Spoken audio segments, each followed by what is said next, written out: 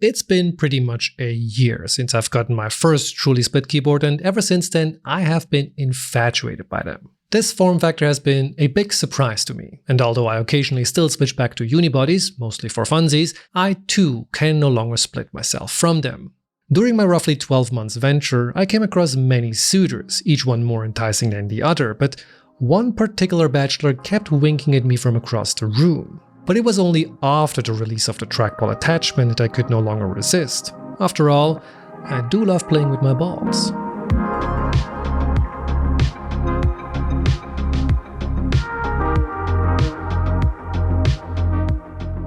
Full disclaimer, the Voyager along with the Navigator attachment was sent to me by ZSA, the company that makes them. However, I reached out first and asked if they would be so kind as to send me one over.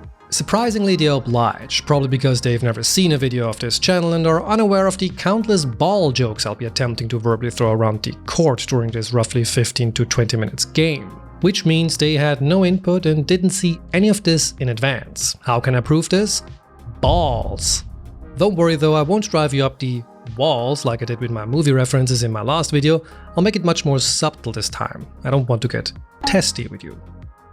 So let's begin with my 2 months report of using the ZSA Voyager along with the Navigator. Both as my daily driver at the office, a writer of scripts, and the primary tool in charge of editing my videos, including this one. I'll try to be as comprehensive as possible and explain why I think this is one of the most balanced keyboards I have ever had, regardless of splits and non-splits, but perfect it is not.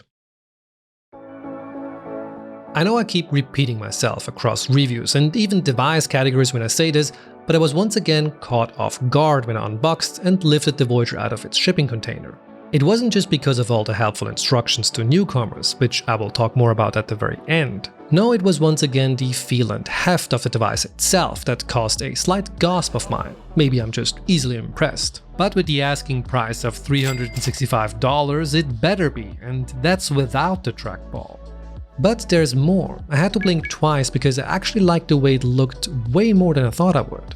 I am a firm enjoyer of minimal and understated designs, but on pictures the Voyager never really won me over. Even in videos it looked, to be honest, a bit boring. It wasn't just the design though. The lack of a third thumb button always put me off too. You see, my favorite split layout is that of the Corn, which has these 3 wonderfully fanned out buttons at the bottom. On smaller layouts like this becomes very handy, allowing you to switch and jump around layers without fussing much about, easily accessing the keys which are hidden from plain sight. However, the limitation of the Voyager actually forced me to use something I only knew about in theory. The ability to tap to access one and hold to access another key, but more on this later. Let's continue with the layout first. As you can see, unlike on a Corn or a 40% keyboard, the Voyager retains the numbers row, making this closer to a 60% keyboard in size, just split in half. This might sound a bit weird, but I think there's more than just the presence of a numbers row here. It hints at an overarching theme, a deliberate design choice for what most people might like or want in a keyboard. The same goes for the keycaps. Yes, the lettering is nice, sharp and superbly level. The shine through is as good as they come, and if you don't like it, you can just replace them with any other chalk keycaps. But at first I was surprised to find that it shipped in a configuration without any touch typing markers. Those little lines on the F and J keys that tell you where the home row is. It made me wonder if this was an oversight. On the contrary, they didn't forget about it, instead they didn't want to make an assumption as to what your preferred layout might be. This is for you to decide, and for this they included all the keys you might need to do that. So you don't only get the F and J, you also get H and U and T, which spells holy nut. A subliminal message to sell you their trackball? Probably not. But I like this a lot. There's help where it's needed and options given where possible. Let's continue. If I had to critique one thing about the caps, it would be the slightly plasticky feel they have. I also somehow managed to break one of the teeth off during a hasty removal, which I admit was on me. I went in on an angle and yeah, it snapped. It's enough to keep it attached though, and hasn't fallen off since, which has been a while because I broke it on the first day. A new record and low of mine. The rest of the board feels anything but fragile. Although the top is made of plastic, it's solid with a slightly rough but satisfyingly matte texture. Flipped around, we are greeted by an entirely steel underbelly. You heard that right, steel, not aluminium like usual. It's likely what gives the Voyager that surprisingly substantial weight, which individually at around 203 grams per half doesn't sound like much, but for the small form factor is just about enough to call it premium. It's not just for the feels though. Well, technically yes, because apart from the magnetic feet, which we'll get into in a second, the underbelly also has several attachment points for various accessories, one of which is an adapter for a 1/4-inch thread, so you can mount each half to various tripods. If you're not as versed in the world of splits, you might be wondering why anyone would mount keyboards on tripods, and no, it's not to showcase their radiating beauty in a public space, although that isn't out of question. It's to get them into a position that is most natural for you to type on, commonly referred to as tenting. There are various desk mounts available, or you can just rig something together from camera gear yourself, like I did here. Of course, you can also use the magnetic feet, which are included with every Voyager that do the same, just a little less extreme. It's similar to what my favorite Korn keyboard, the Board Source Unicorn, has. It allows for one height to be set as opposed to something like the Naya Create, which has virtually unlimited angles. Well, technically both the Voyager and the Unicorn have 2 levels, flat and not flat. I was a little hesitant regarding the magnets at first, because I have an ongoing anxiety of losing them during a quick toss in the bag. But that worry quickly vanished, as these seem to have an absurdly strong force, as well as 3 little dimples to secure and align them properly. That and the included carrying case, which based on the pictures I also didn't expect to like. Most often you'll get hardshell cases with boards like these, or at least I did, but those also have their downsides, their bulkiness. This here in contrast quickly became my favorite. It allows me to fit both halves, including the feet attached, into it, and the resulting convenience is something I'm no longer willing to give up. One must mention though that this wasn't intended to be used like this. The case did originally have a bookmark in the middle as a dedicated hold for the feet, which I removed and immediately forgot about. This made the entire transport and setup superbly quick and easy, if it weren't for the cable or cables, as there are 2. A single USB-C going into your computing device of choice, and a TRRS cable to connect the 2 halves together. There's a plenty long one included in the box, seemingly for a giant if you want to fully leverage the length. If you are familiar with splits, especially DIY ones, you'll know that there is a danger of shorting the board depending on the order of which you connect the parts. ZSA ensured me though that there are enough safety measures in here to prevent that from happening. And I will attest to the fact that I plugged and unplugged this at least twice daily in various creative dribbling orders. There's only one USB-C port though, which has something to do with the firmware flashing we're going to talk about later. Speaking of firmware, on the back you'll also find a single button to trigger set updates, but again, more on this later. For now, this pretty much covers the basic hardware of the Voyager. It's time to toss the ball into the field and start kicking. I have to admit, I'm particularly drawn to keyboards that do more than just keyboard things. The idea of combining multiple peripherals into one scratches a particular itch of mine. Enter the Navigator, a $169 trackball attachment exclusively made for the Voyager. It even comes with its own brief carrying case, which I am immediately going to nitpick about because I wish I could carry everything everywhere all at once. Yet the inclusion of this is appreciated. I could have just ignored it, but didn't. Unpacked, the ball pit clings onto one half of the Voyager, even more forcefully than the tenting feet before it. That doesn't mean it can be installed on both sides though. During your purchase, you must decide, do you lean left or right? A difficult question to ponder about. But after a short walk, I was certain, right is the answer. If you were wondering, the tenting feet aren't a requirement for using the Navigator. It won't be symmetrical no more, but it works just fine. Just attaching it won't do much though. You must, to the detriment of my cable aversion, wire up everything as well. Unlike the Naya Create, where the modules are seamlessly connected using magnets and pins, this here feels almost old school, but in turn reliable. The included cable is also much nicer than the original one, so I actually consider this a bit of a visual upgrade too. The last piece is obviously the ball, which can simply be dropped into the crater before it's off to the fondling.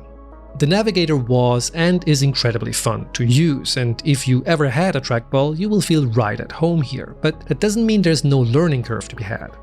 Let's start with the mouse clicks. As you've probably already noticed, there are no dedicated buttons. That's because, as per the default configuration, your D and F keys are now your clicks, left and right respectively. That doesn't mean they're gone permanently, of course not. No, you see, in order to actually activate them, you have to touch the ball first. The keyboard then goes into mouse mode, and mouse mode is nothing more than just another configuration layer. I found this incredibly clever. It is so simple yet so effective, and I have a feeling that this is how DIY boards with similar setups work.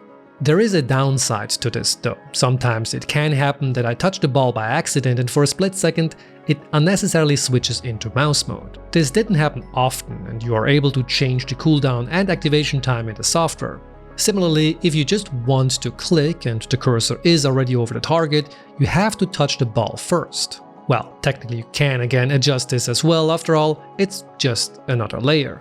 There is also scrolling, for which the default trigger is T to toggle and G to hold. This is very convenient for quick pans and tilts around the canvas, a joy to use. However, after having learned that some trackballs out there have the ability to do this automatically by twisting the ball, I wish the Navigator was capable of this too, which it unfortunately can't due to its use of a single sensor. It could be argued that twisting requires the hand to be lifted, defeating the purpose of having the ball this close to the keys. But I only partially agree with this thesis, as I had to lift my hand to move it every time. Anyway, that is but a minor distraction from the overall convenience the trackball gave me. Let me give you a very brief but real-world example. Recently I started using IA Writer to do my scripting for these videos. One feature I particularly like is the focus mode, meaning the active text I'm writing is always vertically centered. Using my arrow keys hidden under my right hand on layer 2, I can quickly jump between paragraphs, thus my eyes remaining level all the time.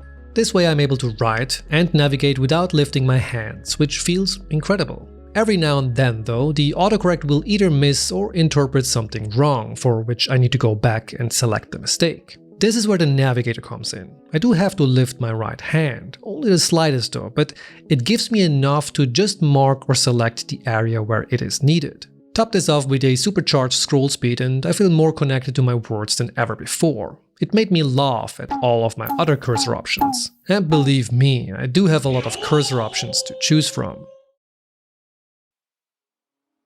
I'm not going to dive into every software feature of the Voyager, that would take forever. Instead, I will focus on those that stood out to me.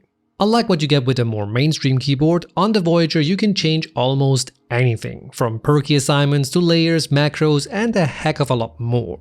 That's because the Voyager runs QMK, an open source keyboard firmware. Usually this means using VIA or VIAL, both very popular customization tools for this. But ZSA decided to take another route. They built their own version, Oryx. Initially I was a bit worried about using a proprietary solution. When companies usually do this, it means fewer features and more frustration. Not here though. Accessing it works much of the same way as VIA. You hit up the website and off you go.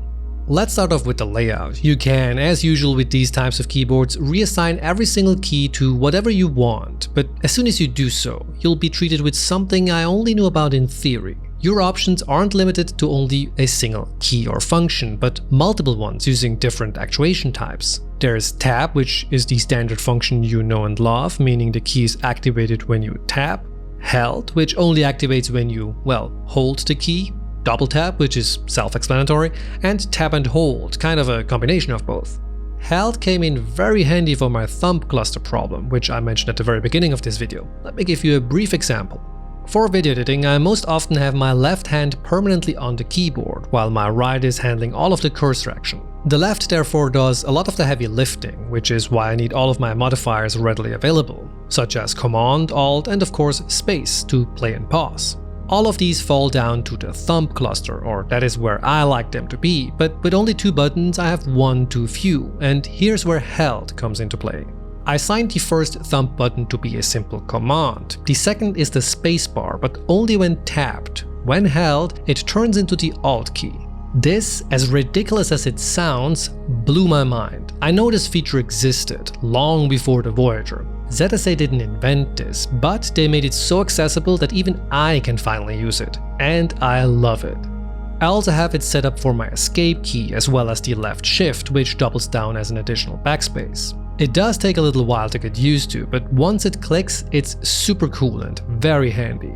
There's also something called combos, which lets you create a trigger with up to 6 keys mashed at the same time. Sadly, this means you won't be able to hide a Konami-themed Easter egg within your configuration, but it's cool nonetheless.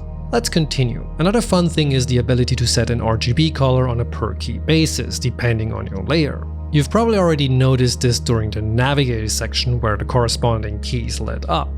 This isn't a default behavior, but was super easy to set up, and again, ZSA didn't invent this, but they made it accessible. Which brings us neatly to the advanced settings. There's a lot in here, which I can't possibly cover in a single sitting. For starters, all of the fine-tuning options, like for the tapping and holding that we just talked about, as well as the layer switching for the Navigator. There's also the world's most comprehensive list of RGB effects. For somebody who's never liked any of these, it was just fun looking at all the names and guessing the visual behavior based on it, which I got wrong a lot.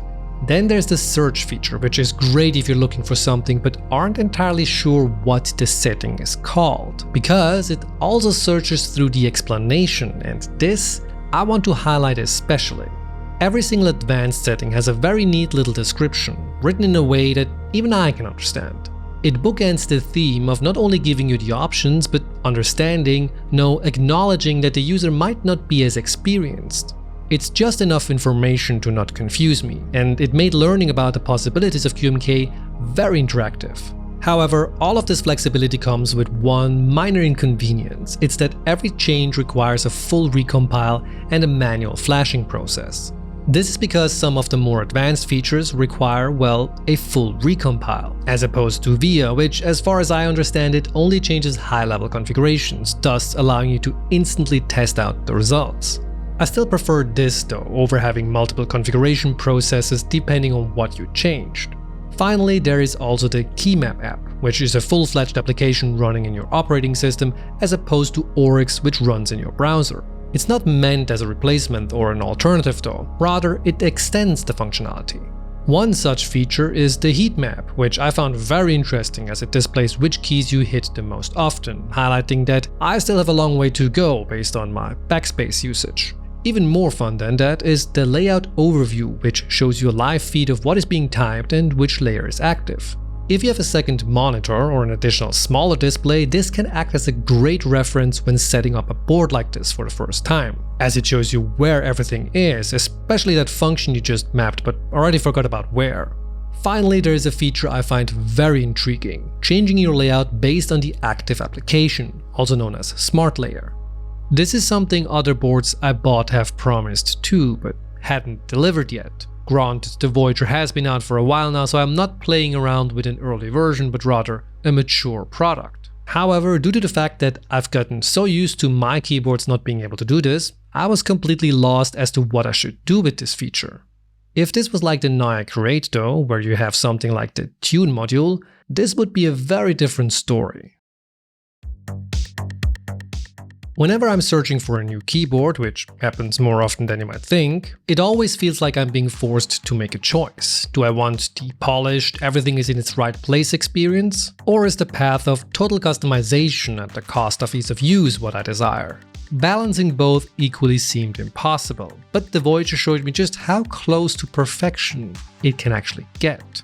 The onboarding experience was as polished as they get, yet I still have the ability to go deeper if I wanted to.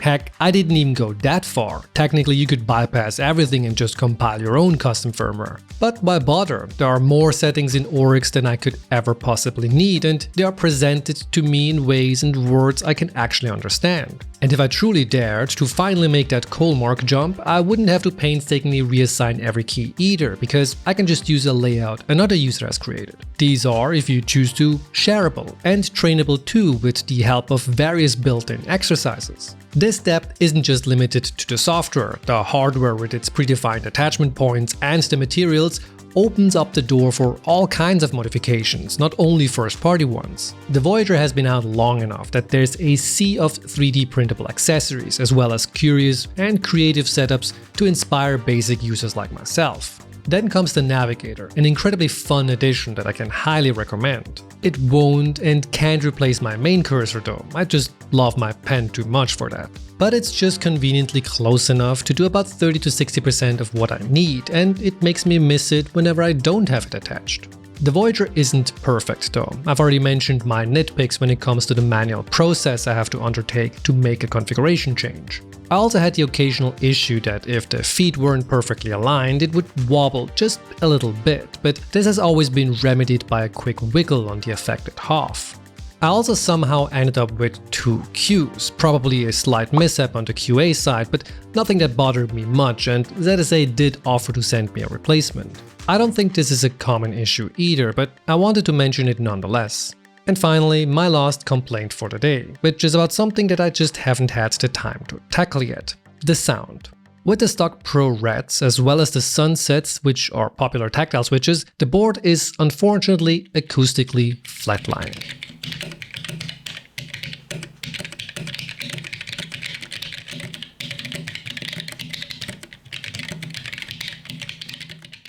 Experimenting with different switches though would definitely help.